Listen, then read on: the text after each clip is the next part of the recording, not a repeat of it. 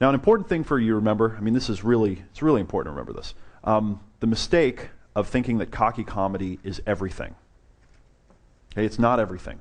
This is a tool in your toolbox. It's a club in your golf bag. It's one of the things that you're going to use. You probably notice when you read the newsletters, like guys latch onto that one. It evolved to CNF, cocky and funny, right? It's like jargon now. Dude, I rolled up to the three girls and I did CNF on them and I got some response. I'm like, what are you talking about, jackass? Everybody's laughing.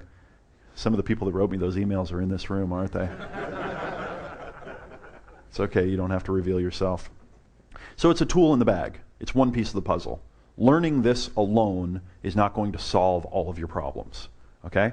But it's a great tool, and learning it can really, really help you. It can help you start conversations and do really well with women, get into banter and get that attraction going. But it's not everything, so don't rely on this solely. Don't make it your whole game.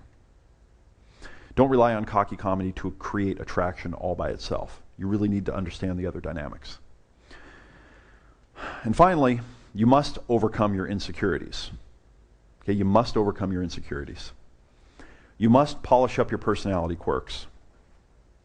Okay, you must polish up your personality quirks.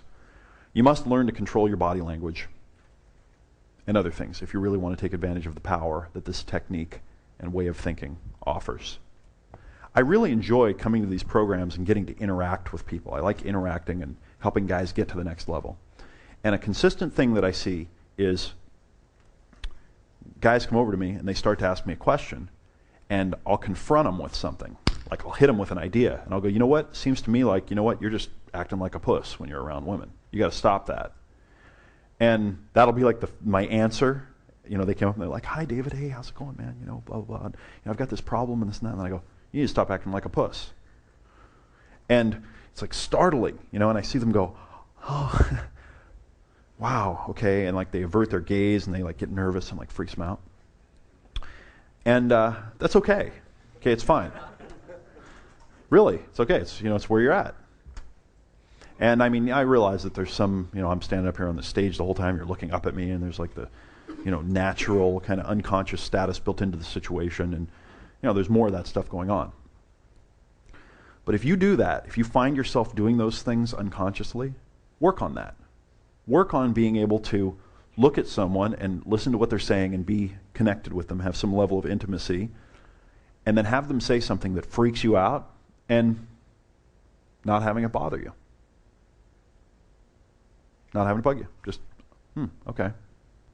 I used to work with someone, and it really made an impression on me because I could go to him and say something about him, that I was like almost afraid to share because he was like this, high status person. And I remember, whenever I'd get the courage to work up something to give him some constructive criticism or some feedback that I thought he might not take very well, he'd sit there and he'd listen and he'd go, And that made such a huge impression on me because I remember thinking to myself, oh my God, this guy's like built of stone. Like nothing affects him. And of course it put his status even further up. So if you've got nervous tics and gestures and personality quirks and little things where you get freaked out by things, work on that. Work on it with all people. It will help you. It'll help you in almost all areas of life. Okay, if you walk in to ask for a raise and you say, hi, I've been doing a really good job lately, and I was thinking, it wouldn't be too much trouble, maybe to give me a little raise, would it possibly? How likely are you to get a raise?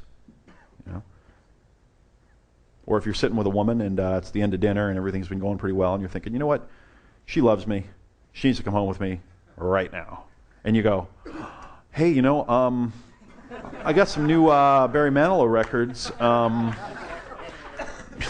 was thinking if you're not, doing anything else,